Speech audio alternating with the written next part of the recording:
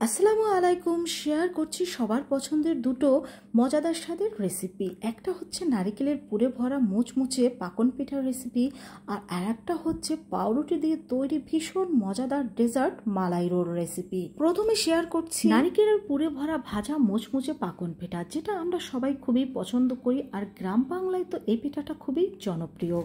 তো মুচমুচে এরকম নারিকেলের পুরে ভরা পাকন পিঠাটা তৈরি করতে হলে অবশ্যই সম্পূর্ণ রেসিপির সাথে থাকতে হবে।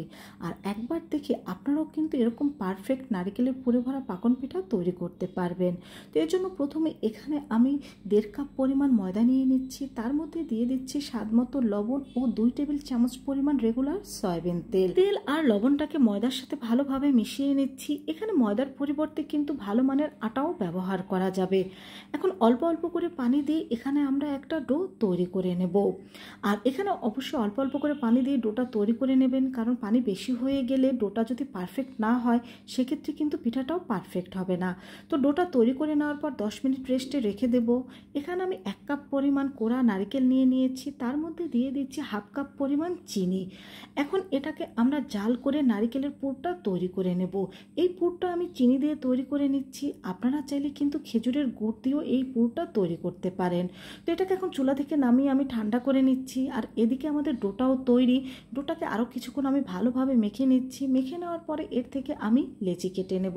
এখানে আমি 4টা লেচি কেটে নিয়েছি, কারণ এখানে রুটিগুলো একটু বড় বড় করে তৈরি করে নিতে হবে। তো প্রথমে এখানে আমি একটা রুটি তৈরি করে নিচ্ছি। আর এই রুটিগুলো কিন্তু একেবারে বেশি মোটা বা একেবারে বেশি পাতলা করে তৈরি করে নেওয়া যাবে না, মিডিয়াম টাইপের রুটি তৈরি করে নিতে হবে। এই তো আমাদের রুটিটা তৈরি করে নেওয়া হয়ে গিয়েছে। এখানে আমি একটা স্টিলের গ্লাস নিয়ে নিচ্ছি। আপনারা চাইলে কিন্তু এখানে যে কোনো ধরনের কুকি কাটারও ব্যবহার করতে পারেন। তো এই স্টিলের গ্লাস দিয়ে এভাবে করে কিন্তু পিঠার শিটগুলো আমি কেটে নিয়েছি। এখন এই শিটগুলোকে আমি তুলে নিচ্ছি। শিটগুলো কেটে নেওয়ার পরে যে রুটিগুলো রয়ে গিয়েছে, এই রুটিটা কিন্তু আমরা ফেলে দেব না, এটা দিয়ে আবার রুটি তৈরি করে নেব। তো এখানে আমি একটা শিট নিয়ে নিয়েছি, এর মধ্যে নারকেলের পুরটা দিয়ে দিচ্ছি। পুরটা দিয়ে দেওয়ার পর এর উপরে আরেকটা শিট দিয়ে দেব। তারপরে চারপাশটা ভালোভাবে এইভাবে করে সিল করে নেব। সিল করে নেওয়ার পরে এখন এর চারপাশে আমি ঠিক এইভাবে করে ডিজাইন করে নিচ্ছি। একটু লক্ষ্য করে দেখুন, আপনারাও কিন্তু পারবেন। এই ডিজাইনটা কিন্তু খুবই সহজ, একবার দেখেই তৈরি করে নিতে পারবেন। এই তো আমাদের একটা পিঠা কিন্তু এখানে তৈরি করে নেওয়া হয়ে গিয়েছে। এখন আরেকটা সিস্টেম দেখিয়ে দিচ্ছি। এখানে শুধু আমি একটা শিট নিয়ে নিয়েছি। একটা শিট নেওয়ার পরে শিটটাকে ঠিক এইভাবে করে আমি ভাঁজ দিয়ে দেব। আপনারা চাইলে কিন্তু এখন এই পিঠাটা এইভাবে সিল করে রেখে দিতে পারেন, তবে এখানে আমি একটু ডিজাইন করে দিচ্ছি। আবারও কিন্তু আমি একই ডিজাইন করে নিচ্ছি। আর এইভাবে করে কিন্তু আমি সবগুলো পিঠা এখানে তৈরি করে নেব। এই তো আমার সবগুলো পিঠা এখানে তৈরি করে নেওয়া হয়ে গিয়েছে। এখন গরম তেলের মধ্যে এই পিঠাগুলোকে আমি ভেজে নেব। তো চুলার হিট মিডিয়াম টু লো হিটে রেখে এই পিঠাগুলোকে আমি ভেজে নিচ্ছি। আর দেখতেই পাচ্ছেন যে পিঠাগুলো কিন্তু অনেকটা ফুলকো হয়েছে।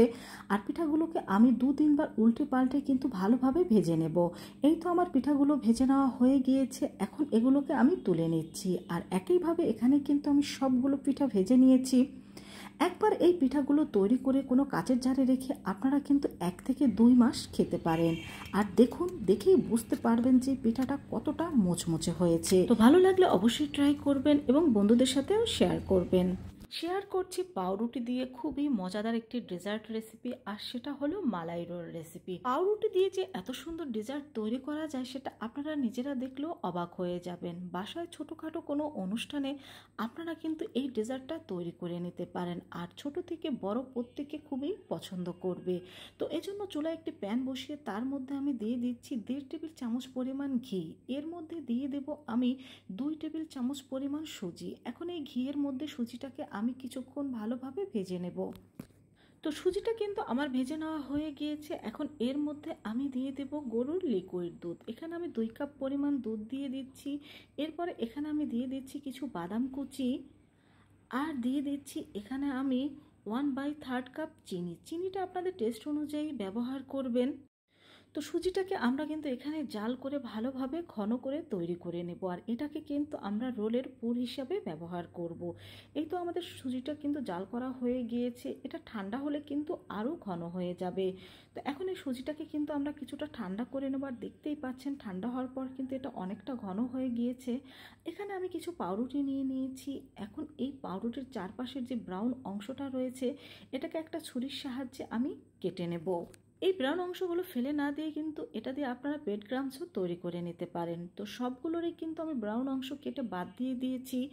এখন এটাকে আমরা একটা রুটি বানানো বেলনি দিয়ে এইভাবে করে ভালোভাবে বেলে কিছুটা চ্যাপ্টা করে নেব। তো এই তো আমাদের একটা পাউরুটি কিন্তু এভাবে করে বেলে চ্যাপ্টা করে নেওয়া হয়ে গিয়েছে। আর সবগুলো পাউরুটি কিন্তু এরকমভাবে আমি বেলনির সাহায্যে বেলে এরকম চ্যাপ্টা করে নিয়েছি। তো পাউরুটিটা বেলে নেওয়ার পরে চারপাশটা কিছুটা এরকম এবড়ো থেবড়ো হয়ে রয়েছে, সেগুলোকে এরকম ছুরির সাহায্যে কেটে আমি বাদ দিয়ে দেব। এই তো এটা চারকোনা ভালোভাবে কেটে নিয়েছি। এখন এর মধ্যে আমরা যে সুজিটা রান্না করে রেখেছিলাম সেই সুজির পুরটা দিয়ে দেব। তো পুরটা দিয়ে দেওয়া হয়ে গেলে এখানে কিন্তু আমি কিছুটা পানি লাগিয়ে নিচ্ছি যাতে এটা রোল করার পরে সহজে খুলে না যায়। তো এখন এটাকে আমি এইভাবে করে রোল করে নিচ্ছি। আর একইভাবে কিন্তু এখানে আমি সবগুলো পাউরুটি এইভাবে করে রোল করে নেব। আর রোল করার সময় কিন্তু অবশ্যই পানিটা লাগিয়ে নেবেন, তা না হলে কিন্তু এটা খুলে যেতে পারে। এই তো আমার এখানে কিন্তু সবগুলো রোল তৈরি করা হয়ে গিয়েছে। এখন আমরা এর জন্য মালাই তৈরি করে নেব। তো চুলায় আমি দুধ গরম দিয়ে দিয়েছি, আর তার মধ্যে এখন দিয়ে দেব 1/3 কাপ চিনি, আর দিয়ে দেব 3 টেবিল চামচ পরিমাণ গুঁড়া দুধ। এখানেও চিনিটা আপনারা আপনাদের টেস্ট অনুযায়ী ব্যবহার করবেন। আর মালাইটা কিন্তু কিছুটা ঘন করে তৈরি করে নিতে হয়। তো গুঁড়া দুধ দেওয়ার কারণে কিন্তু এটা খুব সহজেই ঘন হয়ে যাবে। এই তো আমাদের মালাইটা কিন্তু তৈরি হয়ে গিয়েছে। এটা ঠান্ডা হওয়ার পরে কিন্তু আরও অনেক বেশি ঘন হয়ে যাবে। তো এটাকে চুলা থেকে নামিয়ে নেওয়ার পর কিছুটা ঠান্ডা করে এখন আমরা সেই রোলের উপরে এটাকে দিয়ে দেব। একেবারে বেশি গরম অবস্থায় না দিয়ে এটাকে কিছুটা ঠান্ডা করে এইভাবে করে দিয়ে দিতে হবে।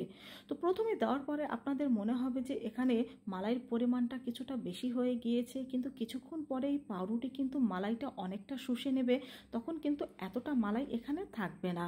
তো এখানে আমি কিছু বাদাম কুচি দিয়ে দিচ্ছি কিছু কিশমিশ। এই তো তৈরি হয়ে গেল আমাদের পাউরুটি দিয়ে মজাদার স্বাদের মালাই রোল। এটা খেতে যে এতটা মজা, যে একবার খাবে এর টেস্ট কিন্তু সে কখনো ভুলতে পারবে না। আর এটা এতটা নরম সফট ও তুলতুলে হয় যে মুখে দেওয়ার সাথে সাথেই মিলিয়ে যায়। তো বাসায় অবশ্যই ট্রাই করবেন।